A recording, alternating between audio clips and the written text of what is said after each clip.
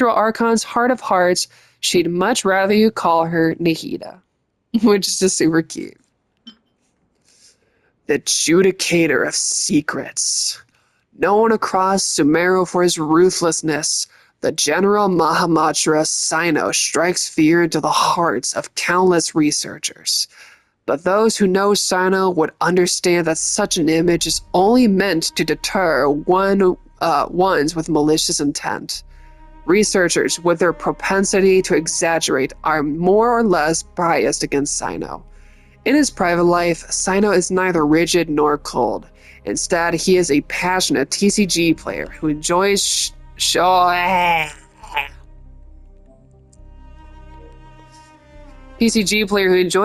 his joy using his unique sense of humor. Therefore, it is best not to think too much of the occasional. An incomprehensible sharpness in his words that might send shivers down the spine. Candace, the Golden Vow. Candace, the guardian of Aru Village, defends the peace within the settlement with her spear and shield, studying the intents of those who step within its bounds with her heterochromous eyes. As far as the village children and ordinary passing merchants know, the guardian is the kind, neighborly elder sister, a gentle guide to the lost. But to those who do not abide by the village rules, the guardian is the wrath of Allahmar himself, the roar of the sky-searing sandstorms. To Candace herself, however, guardian is a duty and an unswerving oath. That's cool. Empyrean Reflection. Kaveh, known as the Light of Kasharwar, is an architect famous throughout Sumeru. He has a sensitive, even delicate soul, and he lives a simple, even impoverished life. Kaveh's architectural attainments are indeed great, with the Palace of Alcazar within the Rainforest being his masterpiece, though his unique ingenuity does come with its costs. The building of that great mansion was simultaneously the zenith of his aesthetic ideal and the nadir of his real living, and he has faced much hardship on account of the debt accrued from its creation. But though he often complains about his present state, the glimmer in Kaveh's eyes when he talks about his ideals remains undimmed. Aww. Eons adrift. Hell yeah. Having abandoned his previous names and his past, this person now walks the earth as the Wanderer. Though he dresses like an Inazuma Shugenja, he basically does as he pleases, acting like the inscrutable wind himself. Once he was a deadly foe, but common interests have made you temporary allies, the mutual enmity of the past rendered void. But that past remains in his heart still. Trust, betrayal, grace, vengeance. The past has shaped the present. What manner of future will it usher in?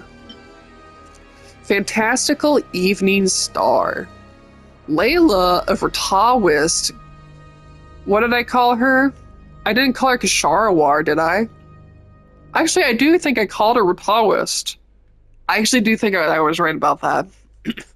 Can often be found sporting black eye bags and a groggy, sleepy expression. It is said that when she goes to sleep, all sorts of strange things will occur around her. The sleepwalking eccentric, heaven-sent thesis, human calculator, the one who climbs the wall of Samiel barehanded. That's right, Wall of Samiel, that's the wall. As such, though she has not been in the academia for very long, she is already the subject of a great many strange nicknames. But strange as those monikers may be, she is stranger still. The enigmatic machinist. Farazan, the researcher from 100 years prior, is a household name in Haravatat, but she's better known in Sumeru at large for her work in mechanics. Once, she was trapped within a strange ruin and only escaped after much peril. Yet a century has passed for the world she emerged into, and it was no longer the place she remembered. Whether it be due to academic disagreements or the passage of time, she has quite a few things to say about the current state of the academia, and is not afraid to put her sharp tongue to use in commenting about other researchers. However, she can be quite easy to talk to, so long as you call her madam, that is. Wisdom's measure. No scholar who studies King Destra's civilization fails to understand the significance of the Temple of Silence, and Sethos is none other than the heir to this ancient organization and its history of over 1,000 years. After arriving in Sumeru City, he did not wish to be too conspicuous, and so chose to live in anonymity, crafting an ordinary identity. With his friendly smile and enthusiasm, this skilled conversationalist became a part of the community almost as soon as he arrived. If you run into him on the street by any chance, it wouldn't hurt to strike up a conversation. Perhaps he'll share a mysterious desert tale, long lost amidst the sands. That sounds like him. You can see he's pretty damn cool, dude. Doing your side, my homie. Doing your side's the homie. The young lady of the Homayami family, gentle and kind-hearted. She once suffered from Elazar, which left her bedridden and frail. Fortunately, her Elazar was cured, and she has since begun a new life. It's like, after we finish, like, the actual playable characters, all of a sudden, the descriptions get short. Okay, maybe not. Ramen. Just like the noodles. A member of the Eremites who commands a dependable company of his own. As a child of the desert, Ramen once held a fierce hatred for the academia. After confronting Dea and others in the desert and falling into the ruins together, he came upon the truth hidden within the tomb of King Deshret's priests. Having finally found closure, Ramen has since become one of the most reliable allies any of you could hope for. Cyrus, a former sage of the Spantama Darshan and Sino's teacher. A witty and good-humored old gentleman, once a luminary at the academia. He is currently troubled by the recruiting theft of his tomatoes during the local tomato growing competition. There you go.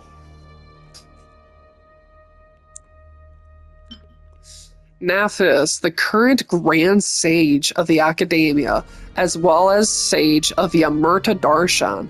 He's also Tignari's teacher. Known for his seriousness and integrity, he is working diligently to bear the weight of his responsibilities as Grand Sage. Baladuri, the current Sage of the Vahumana Darshan. Kind and gentle. He has a 7-year-old daughter and is deeply devoted to his family. He is fond of his beard and grows very happy when someone compliments it. Furnas, the current Sage of the Kasharawar Darshan, who must wear a respirator due to any respiratory condition. If anyone takes an interest in his mask, he'll pretend to be a robot in conversation, only to reveal the truth amidst the laughter that follows. That's why I didn't recognize him. It was because of the the two sages who stayed and the 4 new ones that came in. I never knew about Furnace. Alkindi, the current sage of the Spontamod Darshan, once a classmate and rival of Cyrus. He has spent years throwing himself into various research fields. This constant academic hustle has placed his hairline in serious peril. Rushed, the current sage of the Haravatat Darshan, a junior of the previous sage Kaje. Due to a long-standing rift with Kaje, he has long been targeted within his darshan, but he continues to do what is required of him despite it. He is the youngest of the current sages, yet remains the most attached from social niceties. Shakir, the current sage of the Ratawis Darshan, once Layla's teacher. While he appears stern at first, he is surprisingly soft-spoken, deeply devoted to his work. He keeps a whiteboard in his office to track his completed and pending tasks. Epep, the Dendro Dragon Sovereign, the ruler of elemental creatures who stands at the apex of Dendro itself. In many legends, she is the embodiment of vitality. As a dragon sovereign, she holds deep contempt for humans and gods. For humans and gods, a sentiment born not of arrogance. She is indeed singular, a remnant of an era long since past. The Dendro Dragon Sovereign stands opposed to King Deshret, while the Dendro Archon Ahita once came to her aid in a moment of need. Incidentally, Epep is known by another set of titles in some quarters of the world. One of King Deshret's 7 pillars, the Dragon King, the Supreme Spirit. The name was devised by King Deshret and the other 6 pillars, and Epep herself dismisses it with disdain.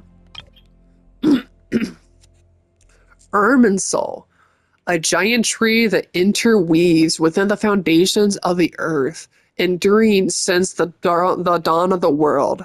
The Irminsul trees scattered around the land are built. The Irminsul trees scattered across the land are but its branches. Deep within its roots, beneath Tivat, dwells the totality of knowledge and memory preserved from ages past to the present. The Temple of Silence, an organization founded by Irmanubis, one of the 7 pillars of King Deshret, along with his followers during the chaotic age of the Sea of Sand. Its purpose is to protect and regulate the knowledge and technologies left behind by King Deshret's civilization, shielding them from the grasp of those with ill intent. Even after centuries, they continue to uphold this ancient duty. And that is every guiding note and character so far.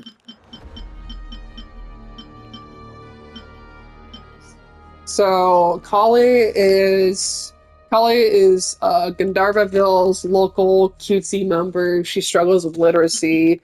Tignari just absolutely despises people who mistake things for edible fruits. He's good in botany. They basically just talk about how she is a solid mercenary. If you can pay for her, she will work for you. Just don't own her. Blah blah blah blah blah blah blah. All right. Nothing gets past you. Even from a great distance away, I can sense that Sumeru is headed for destruction. You who took our home from us, prepare to watch as your own world is plunged into oblivion. Oh, how the cycle of history comes to a poetic conclusion. This isn't a joke, Pet. Nahita's in grave danger. Can you please help her? Is she now? Then do explain. For what reason should I lend Booer my assistance? The safety of Sumeru depends on it. The very survival of the world could be at stake. Because you owe a debt of gratitude. In this way, you can repay it. The age of the dragons ended long ago, and the world that replaced it is under the dominion of the heavenly principles. In choosing not to side with your enemies when the heavenly principles' rules began to relax, I have been merciful enough.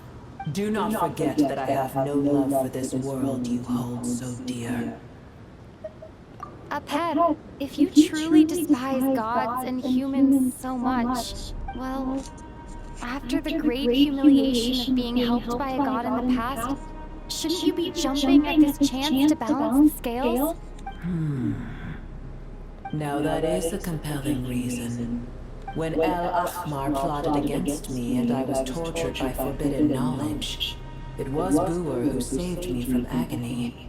And though I regard with shame the pity of my enemies, to receive aid without repaying it would likewise tarnish a dragon's dignity. Oh, tiny Booer, puny humans. Just this once I shall deign to show you the true power of dragonkind. Ah, fuck. I completely forgot to record. No! Wait! I can save for the past! Yes! Let's go! I can say like, I think it's like 15 minutes. It's